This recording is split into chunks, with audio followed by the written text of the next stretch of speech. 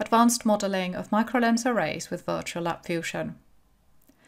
As usual, I'm going to start with the last part of that title, with the VirtualLab Fusion part. In case anybody in the audience is completely new here and has absolutely no idea about what those words mean, I'm going to start by giving a brief definition of what VirtualLab Fusion is, also a few words about the structure around it, and I'm going to use that as my springboard from which to take the actual topic of the webinar forward. So let's start there. And we can see on screen right now a schematic representation of that structure that I just mentioned. So, what is VirtualLab Fusion? VirtualLab Fusion is a fast physical optics modeling and design software developed by the company 𝗃𝗲𝗀𝗀 and whose main distributor is Lightrans. And that's a structure that is shown schematically on screen. We start at the bottom left corner, that's the company 𝗃𝗲𝗀𝗀, which again develops the fast physical optics software VirtualLab Fusion, which we have on the right. And then on the basis of that product, of that software and the underlying technology, we have the work that Lightrans does. Once again, Lightrans is the general distributor of the software, alongside a marvelous team of international distributors around the world. But there are other things that Lightrans does, among them organising dissemination events like this webinar. We also offer training courses in the use of the software, some more general, some focused on specific groups of features or particular fields of application. And we also offer technical support in the use of the software. And we provide consulting services in the field of optical engineering, once again based on the product, on VirtualLab Fusion and the underlying technology, the underlying theory. So that's it for that brief definition that I started by talking about. And now we can return to the actual topic of the day, which is microlens arrays. But there also I want to give a little bit of background. If you have been a user of VirtualLab Fusion for a while now, you might be aware that it has been possible already with previous versions of the software to do some level of simulation of optical systems containing microlens arrays. However, we introduced new features and we updated the related technology with the latest version we released, that is 2021.1, which came out earlier this year in summer. And that's what we're going to be focusing on today, those new features, what they mean. We're going to illustrate them, we're going to see them in action in some simulations.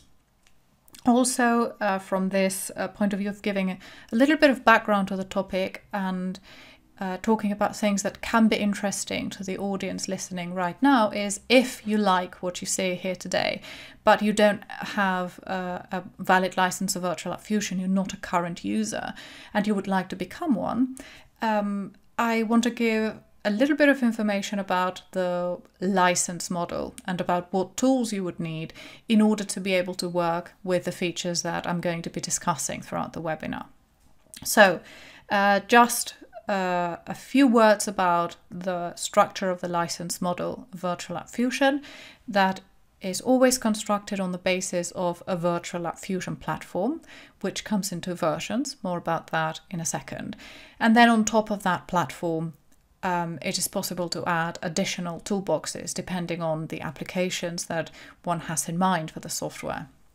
But for the purposes of this webinar and the topics that we're going to be discussing here, it's enough if we stay with the VirtualLab platform without talking about the additional toolboxes. As I said, there are two versions of this VirtualLab platform, basic and advanced. And there are two main differences between those two versions. First difference is that VirtualLab Fusion Advanced offers the Fourier model method, FMM, also sometimes called rigorous coupled wave analysis, RCWA, which is a rigorous algorithm for periodic structures for gratings. That is included in VirtualLab Fusion Advanced, but not in Basic. The second difference, more relevant to the current topic and to the current discussion, is that the microlens array component that we're going to be using throughout the webinar is only available also in VirtualLab Fusion Advanced. So if you are interested and if you like what we're going to be showing in the webinar today, and you're interested in maybe being able to work with it yourself, you would need VirtualLab Fusion Advanced. And I think that's pretty much it for the general stuff. And now we can talk a bit more deeply about the technology and about the examples. The first example that we're going to be discussing is a 𝗃𝗲𝗀𝗀𝗀 sensor, which is one of the best known applications of microlens arrays. And this is an illustration of the system that we're going to be working with. We have selected different types of input fields: an on-axis plane wave, a tilted plane wave, and then a weak spherical wave and a stronger spherical wave. And we're going to test the results of our 𝗃𝗲𝗀𝗀𝗀 sensor with all these 4 inputs. And we're going to compare them, of course. Perhaps to begin with, a few words about the function and the principle on which this type of device or sensor works. It is assumed that the wavefront of the incident field is going to be more or less a smooth wavefront, to the point where, to a certain level of approximation, one can think that the part of the field that interacts with each of the individual microlenses can be thought of as behaving like a plane wave, but just that piece, with a certain inclination. And then, of course, if we talk about plane waves propagating through lenses at a focal length from the lens, we're going to have a focal spot. And when the incident plane wave is not on axis but has a certain inclination, at the target plane that is going to be translated into a certain shift.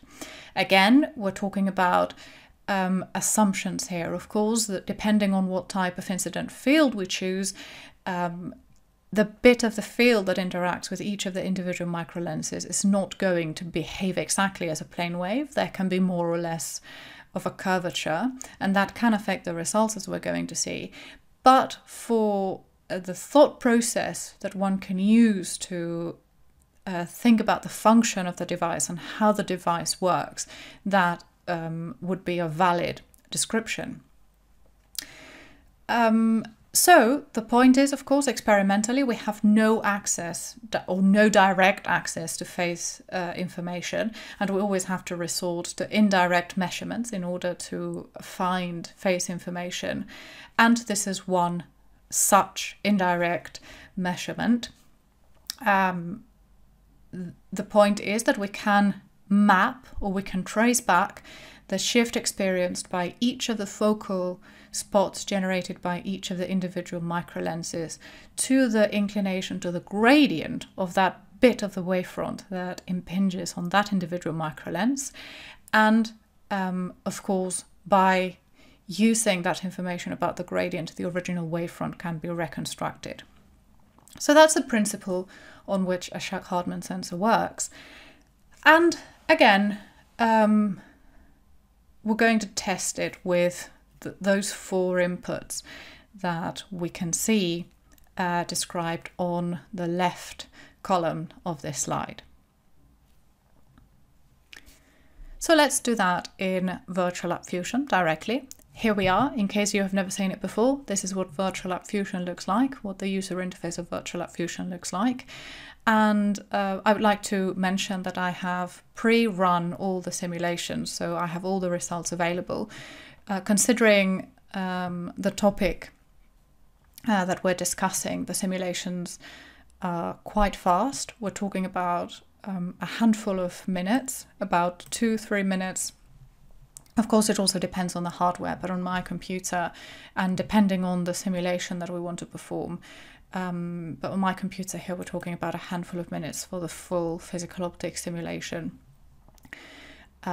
including diffraction and everything. So that is, of course, very fast, but with a limited time that we have in the webinar, it doesn't make sense to wait that handful of minutes per simulation. So I've decided to run them in advance so that we can actually go through the examples more comfortably. So let's take a look at the system first. this is our 𝗃𝗲𝗿𝗀 sensor example, and we have the three inputs that we, or rather four, but two of them were plane waves, one of them with a certain tilt, 2.5 degrees, then the other one was on axis, of course. Then we have a weakly spherical wave, and then a strongly spherical wave, or a weak spherical wave and a strong spherical wave. Then we have our Microlens Array component, which is defined through two surfaces, two interfaces. This is the first one, the first Microlens Array interface. And we will say more about the features later on, but for the purposes of this example, I just want to take a look here at the material that we are going to use. So from this first surface of the Microlens Array, we define the material behind this surface, which is going to be NBK7, very common glass, and we have selected it from the inbuilt catalog that comes with VirtualLab Fusion by default, and it's from the glass maker company 𝗃𝗲𝗏, which incidentally is based in Jena, as we are. And so that's pretty much it. Behind this first surface of the microlens, we have NBK7. Between the source and the first surface, we had air, although we didn't see that specifically. Then we have the second Microlens Array surface, and then we define the material behind it as air, so that we have that Microlens Array made out of NBK7 embedded in air. That's the setup. Okay, then we have a series of detectors placed in the system, one of them directly behind the source. Of course, in simulation and when we work with simulation technology, we do not have the same restriction as we do experimentally. And in simulation, we do have direct access to phase information. So we can actually look at the incident wavefront itself, of the incident field, or the wavefront of the incident field, and then separately at the results produced by that field propagating through the 𝗃𝗲𝗿𝗀 sensor. So this is the first detector. It's going to show us the incident field, including that incident wavefront. And then we have three additional detectors at the target plane of the system. That would be the plane where the spots, the focal spots are generated. And we have one that's going to provide an overview. And then we have two others with a smaller window size, and you can see also a different position. They have they can have a certain shift, so that we can zoom in on different parts of the result. This one is going to show us the central spot. This one is going to show us a corner spot at the bottom left corner of the result. Okay, so that hopefully that gives us all a bit of an impression of what we're going to be working with. And now we can simply go through the results of the simulation.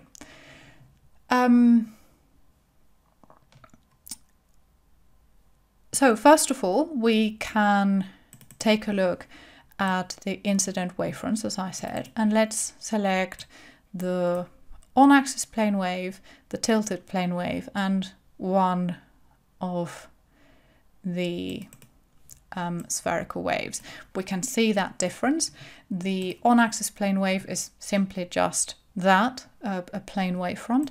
Then in the case of a tilted plane wave, we can see that tilt in the wavefront here, that that inclination of the plane wave. And in the case of a spherical wave, in this case we're looking at the strong one, we see that spherical shape of the wavefront. So this is what we detect with that first detector in the system that shows us the incident field. We can also look, of course, at the amplitude. We have full, with VirtualLab Fusion, we have always fully vectorial simulations in which we consider the fully vectorial nature of the electromagnetic field, all 6 components, although we're not going to talk a lot about that. It's not very relevant to the discussion of this webinar. But we also always have field information. We have a complex we have complex valued field components. Each of those vectorial components of the electromagnetic field is a complex valued function. We're looking at a part of the phase here, which is the wavefront, and then we can look at the rest of the field, which in this case is the amplitude, and in more complex situations it could also contain a part of the phase, but in this case it's just the amplitude, and this is what we can see there.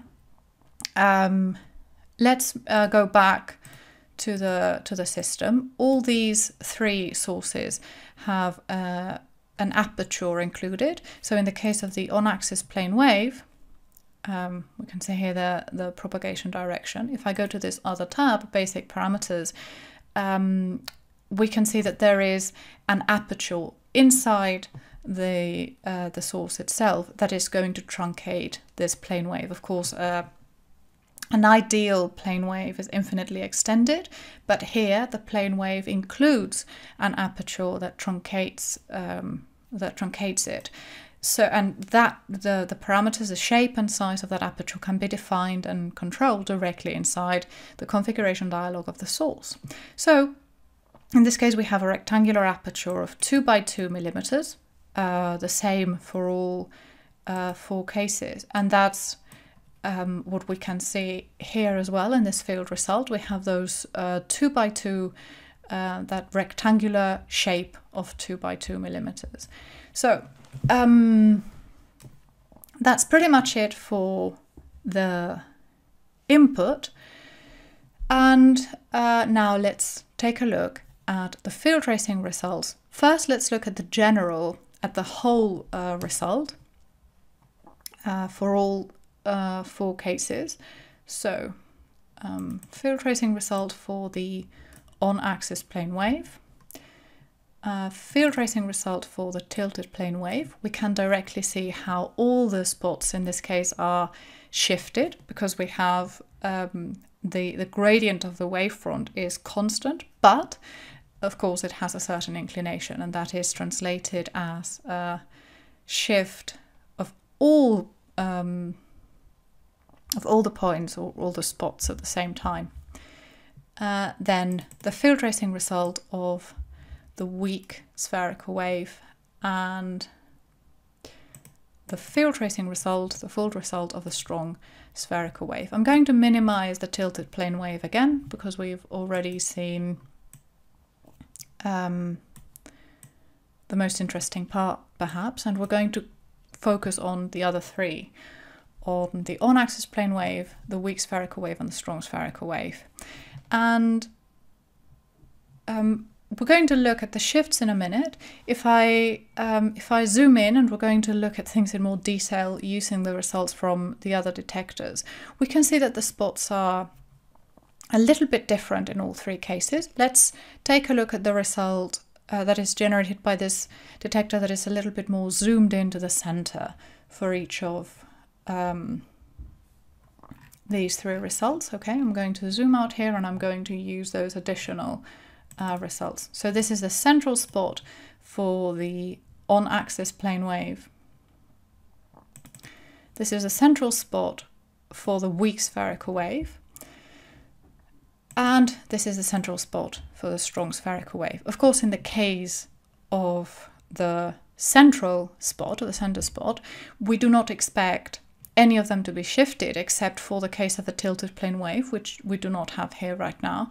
But all the other 3, the central part is on axis, it has no inclination, therefore we expect all 3 of them to be centered. And that is what we can see in these results. All the spots are centered at 0, 0. We do observe a little bit of a different shape of that diffraction spot. It's particularly evident in the case of the strong spherical wave if we compare it with the case of the on-axis plane wave. The cause of that is, of course, that even though we work on the assumption that we have those little bits of the wavefront that interact with each of the individual microlenses, the overall wavefront has a curvature, and that curvature, that means the bit of the wavefront that interacts with each microlens is of course a little bit curved, just a little bit, and that produces this difference in the result as well. That can be, it is particularly visible here in the first side lobe, so they're a little a bit stronger in the case of the strong spherical wave. Then we can finally look at the zoomed in result of the corner points. Where are we? Here.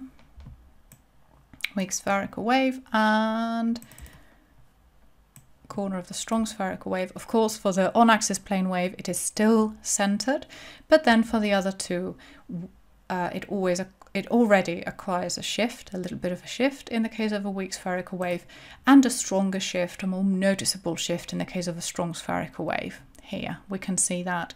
Another way that we can compare it is by taking a 1D extraction of the profile, and what I have done is extract the 1D cross section along this horizontal line, and I've put all those results together, and that is what we can see here.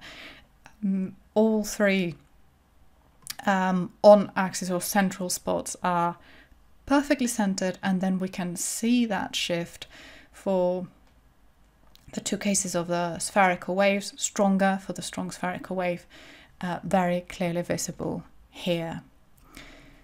That concludes pretty much the analysis of this example. And now next, let's take a look at some of the most exciting features that have been implemented in this latest version, in this 2021.1, and which can be controlled through the Microlens Array component.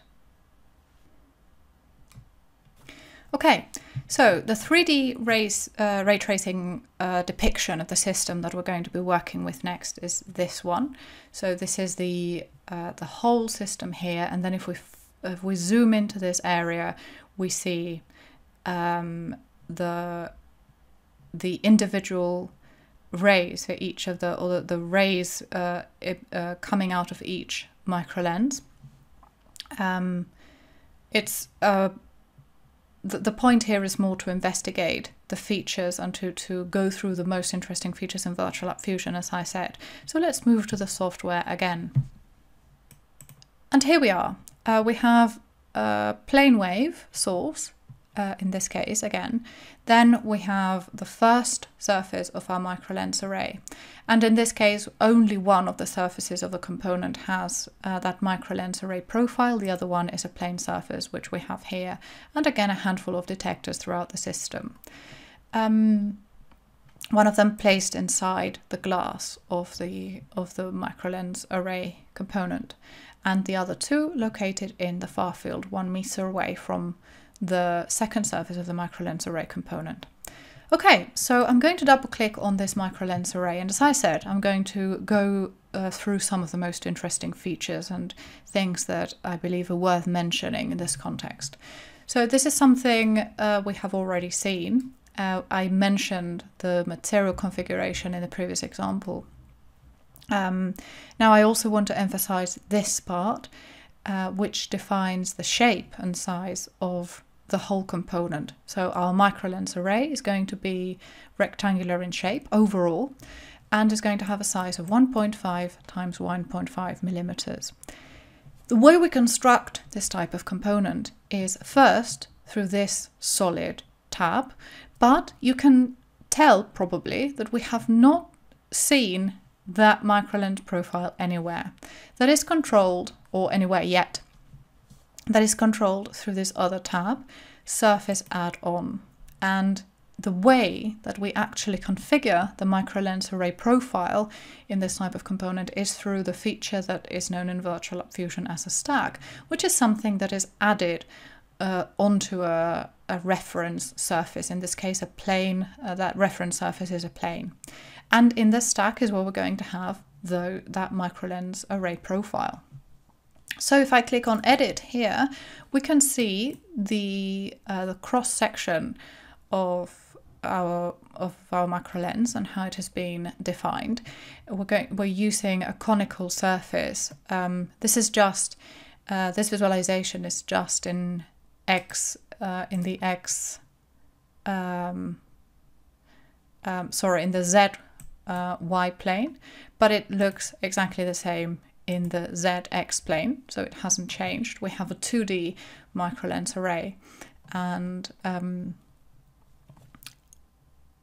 each of the microlenses, if we don't think about its aperture, which is rectangular, the shape of this microlens profile is rotationally symmetric per individual microlens, and not considering the aperture of the microlens. So that's when we have a conical surface. I can click here on edit and we can see the parameters. We have this radius of curvature, and we have here the aperture of each individual microlens, which is 150 microns by 150 microns. And of course, a microlens array in this particular discussion is a periodic structure. We're talking about periodic microlens arrays. So we go to the periodization tab and we can control here the period of the structure. So that's how it's defined. We can see in this depiction, in the different tones of green, the representation of the refractive index. This darker one would be the NBK7 glass, the lighter one would be air. And that would be how the component is defined. Then we can say a few words about the solver that is used to simulate the interaction of an electromagnetic field with a microlens array in VirtualLab Fusion. We use a local plane interface approximation, the LPIA, which is what we also use for regular lenses and other smooth surfaces like freeforms.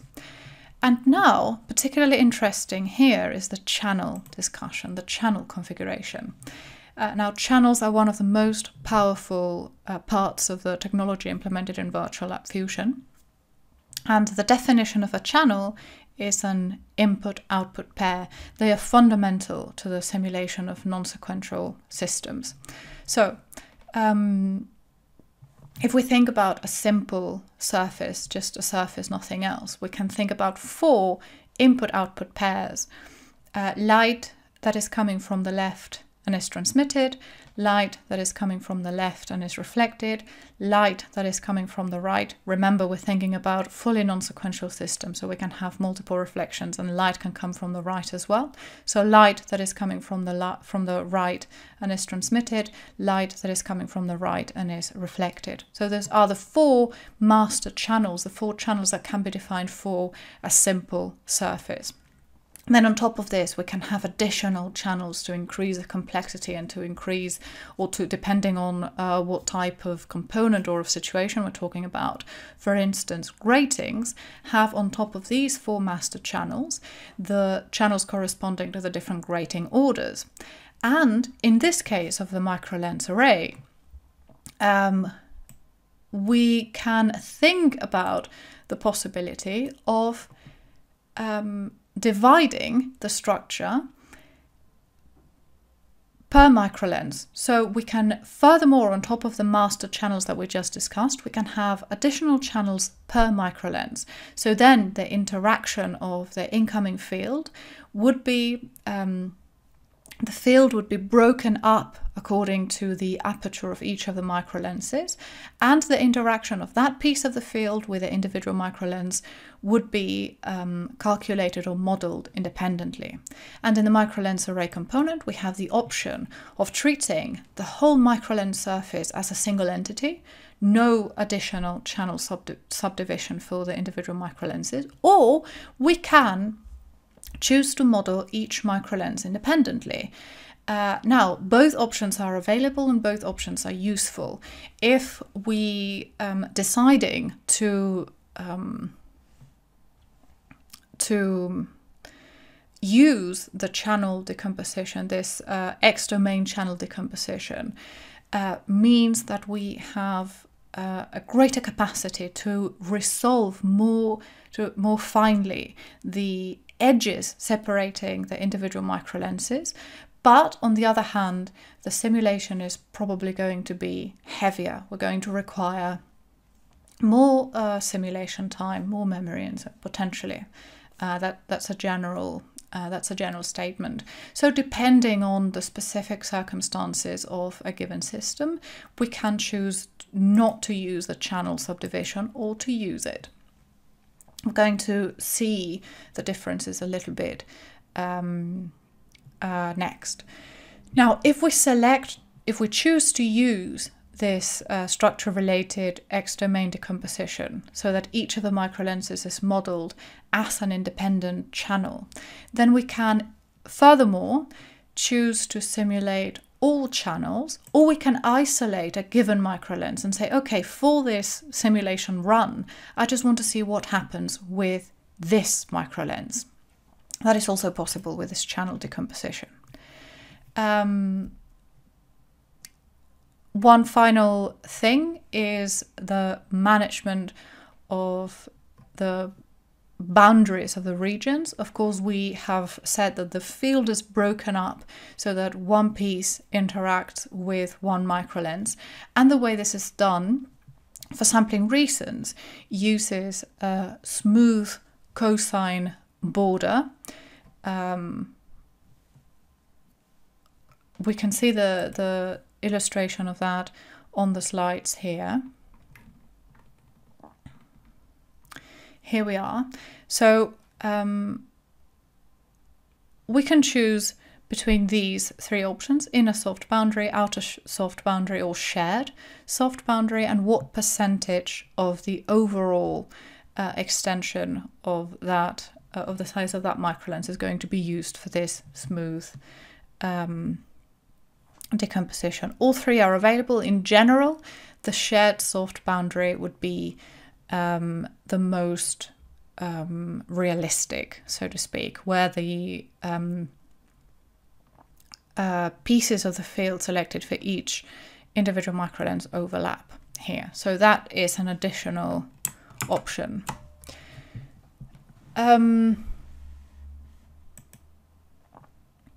Let's take a look now at the difference for this particular system. What happens? What is the difference if we use a channel decomposition and if we don't use it? So we have the same system set up twice, once with channel decomposition and once without. And this is what the field looks like for this first detector, which is inside the Microlens Array component, which is inside the glass. This is what the result looks like when we use a channel decomposition. If I zoom in, we see each field perfectly separate from its neighbors. Of course, the microlenses are focusing the light, so each of these pieces will become smaller as they propagate towards their individual foci. And then for the case of where we haven't used the channel decomposition, okay, let me see. Here we are. The difference is clear. Of course, that separation, the edges are not as well resolved as in the case where we use the separate channels. So this is the effect. This is the difference. And depending, as I said, depending on the situation, it can be useful to consider the channels or to use the generally faster option of not separating the channels if it's not as important to resolve that sharp edge between the microlenses as finely. Let's take a look at this simulation that the systems that we were working with in the far field. So this is what we just saw. Let's take a look at the results here on the slides. In the far field, this is what the result from a single microlens, this is what it looks like, the result for a single microlens in the far field. So we have, we can see that that it's distorted, and then this is just for one microlens, once again the central one. But if we, when we propagate the result for all the microlenses in the microlens array, of course we're going to have an overlap, which we can see here in the 3D ray tracing. The field emanating from each microlens is first focused, and then all of them overlap as they propagate onwards. So we're going to have results similar to this one overlapping. And of course, we're talking about coherent light here. We had a plane wave as our source. That means the fields, the subfields generated by each microlens are going to be able to interfere with each other. That interference phenomenon is what creates this dot pattern when we consider all microlenses. And these are the results with the subchannels, and these are the results without the subchannels. So in this case, they're very similar. The scaling is a little bit different. We can notice that, but in this case, we can say, okay, it does make sense. We're saving a little bit of time if we don't use the sub-channel decomposition. We're using higher sampling to be able to have some sort of resolution of the edges separating the microlenses. But in this case, it makes sense to perform the simulation without the subchannels of the microlenses. So this would be one illustration of the effect of that feature. And now, to wrap it up, I am going to talk a little bit about diffraction. Now, this is not strictly related to the microlens array component, but it's also I think worthy of mention to discuss the inclusion of diffraction in the simulation. We do that in VirtualLab Fusion with a concept related to Fourier transforms, and in this latest version that we're talking about today, 21.1, we wrapped up, we provided an easier, more user-friendly way of handling this inclusion of diffraction and that Fourier transform configuration, which is different modeling levels.